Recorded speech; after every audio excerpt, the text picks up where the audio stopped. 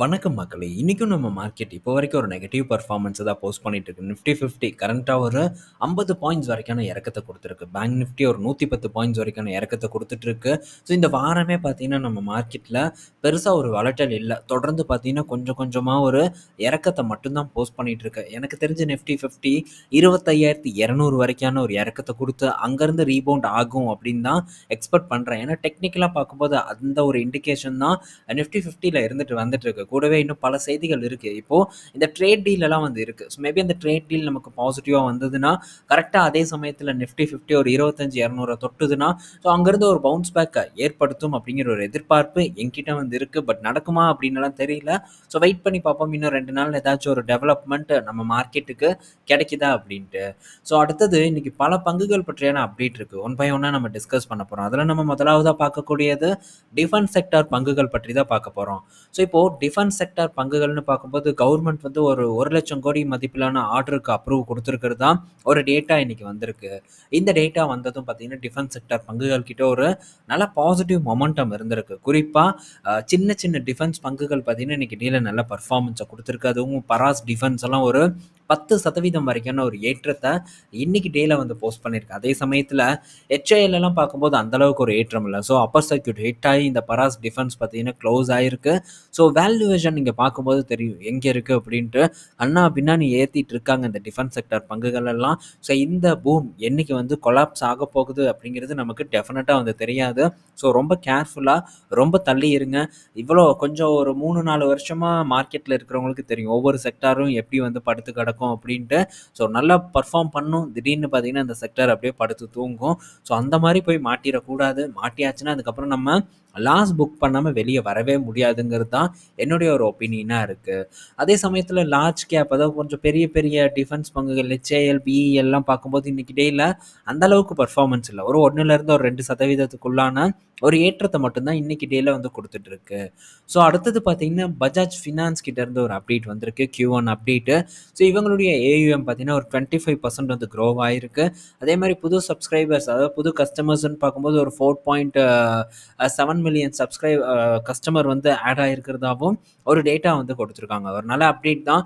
AUM வளர்ச்சி ஒரு நல்ல வளர்ச்சியாக வந்து இருக்கு. பட் இதுதான் ஒவ்வொரு குவார்ட்டர்லையும் வந்து கொடுத்துட்டு இருக்காங்க. பட் நம்ம ப்ராஃபிட் பார்க்கும்போது உயரணும். உயருதான் அப்படிங்கிறத நம்ம வெயிட் பண்ணி பார்ப்போம். நேற்று இறக்கியிருந்தாங்க. இன்னைக்கு பார்த்தீங்கன்னா திரும்பவும் பஜாஜ் ஃபினான்ஸை ஏற்றிட்டு இருக்காங்க. பட் இது ஒரு ஓவர் வேல்யூட் ஸ்டாக் அப்படிங்கிறத நம்ம கண்டிப்பாக வந்து புரிஞ்சுக்குவோம். அதனால் பெருசாக வந்து இதில் பெரிய ஒரு ஆர்வத்தெல்லாம் காட்ட வேண்டாம். மேபி ஒரு கரெக்ட் ஆச்சுன்னா ஒரு 500 கிட்ட வந்ததுன்னா ஒரு வாய்ப்பு இருக்குது.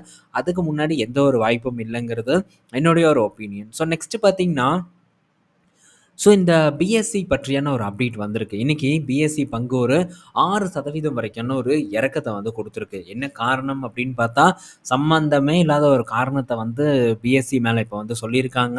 ஸோ நல்லா ஏற்றுறாங்க. திடீர்னு பார்த்தீங்கன்னா திரும்பவும் ஒரு இறக்கத்தை நோக்கி கொண்டு வந்துட்டு இருக்காங்க. பட் இங்கேயும் வந்து கொஞ்சம் கேர்ஃபுல்லாக இருக்கணும். இப்போதைக்கு இந்த என்எஸ்சி அண்ட் பிஎஸ்சி ரெண்டுமே பார்த்தீங்கன்னா ஒன்று லிஸ்டட் மார்க்கெட்டில் ரூல் பண்ணிட்டு இருக்கு, இன்னொன்று அன்லிஸ்டட் மார்க்கெட்டில் ரூல் பண்ணிட்டு இருக்கு. ரெண்டுமே ஒரு நல்ல பீக்கை நோக்கி தான் வந்து நகர்ந்து போயிட்டு இருக்கு. இதில் இந்த பிஎஸ்சி பங்குல இன்னைக்கு விழுந்ததுக்கான ரீசன் என்னன்னு சொல்லியிருக்காங்கன்னா செபி பார்த்தீங்கன்னா இந்த ஜேன் ஸ்ட்ரீட் அப்படிங்கிறவங்கள வந்து பேன் பண்ணியிருக்காங்க. இதுக்கும் பிஎஸ்சிக்கும் பெருசாக எந்த ஒரு ரிலேஷனும் வந்து இல்லை. பட் இதனால பிஎஸ்சி கீழே இறங்கி இருக்கிறதா ஒரு டேட்டா வந்து நமக்கு இங்கே கொடுத்துருக்காங்க.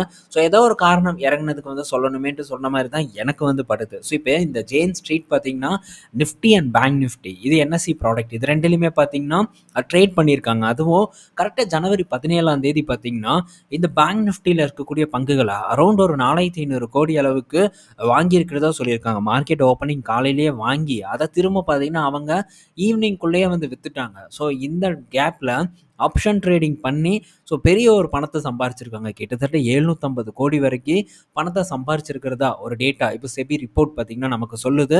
ஸோ இதுதான் வந்து ஆப்ஷன் ட்ரேடிங்கில் இருக்கக்கூடிய பிரச்சனை. நம்ம வந்து டெக்னிக்கல் அது இதுன்ட்டு வந்து நினைப்போம். பட் அது எதுவுமே பார்த்தீங்கன்னா ஒர்க் ஆகாது. சும்மா 1000 சொல்லுவானுங்க. இதுக்கு ட்ரைனிங் அப்படின்ட்டு வேற எடுத்து கொடுத்துட்டு இருப்பாங்க. பட் இந்த ஆப்ஷன் ட்ரேடிங்கில் சம்பாதிக்கிறதுங்கிறது நம்மளை பொறுத்த வரைக்கும் நடக்காத ஒரு காரியம் அப்படிங்கிறது தான் என்னுடைய ஒரு கருத்து.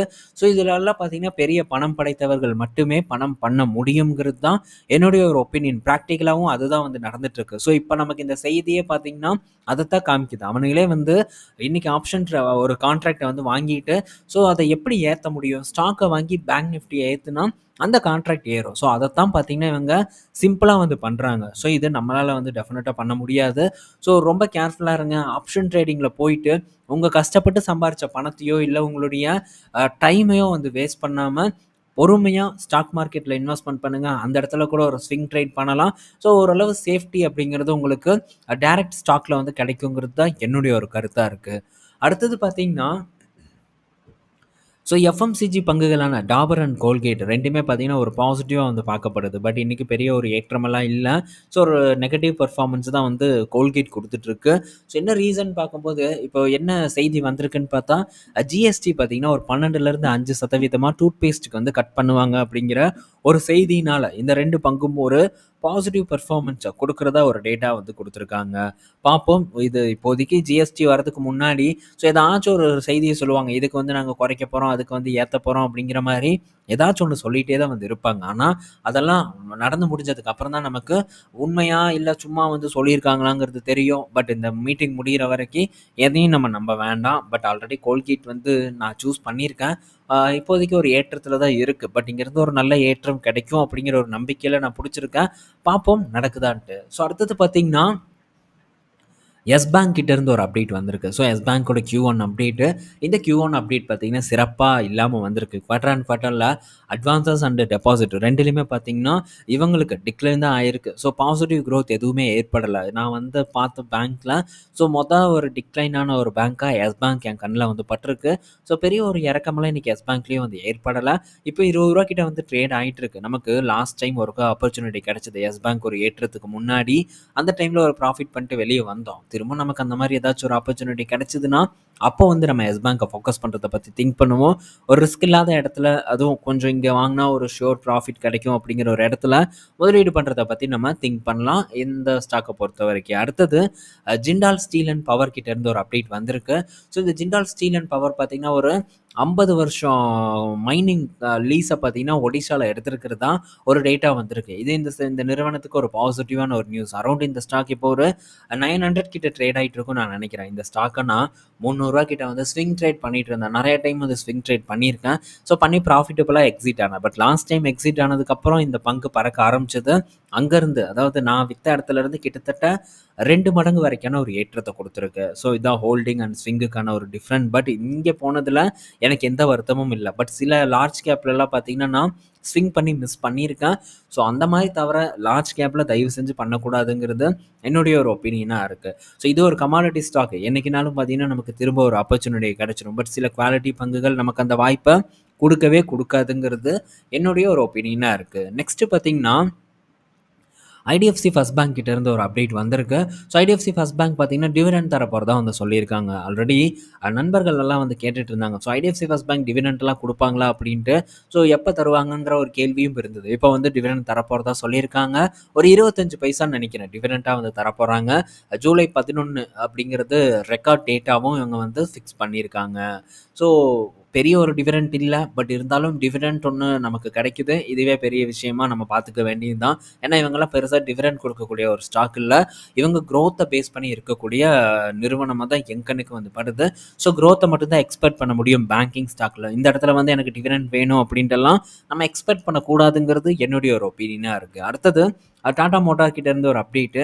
ஸோ டாடா மோட்டார் வந்து ஒரு 6500 கோடி வரைக்கான பிஎல்ஐ இன்சென்டிவை வந்து எக்ஸ்பெக்ட் பண்ணுறதா ஒரு அனலிஸ்ட் கிட்ட இருந்து ஒரு ஆர்டிக்கல் வந்து வந்திருக்கு.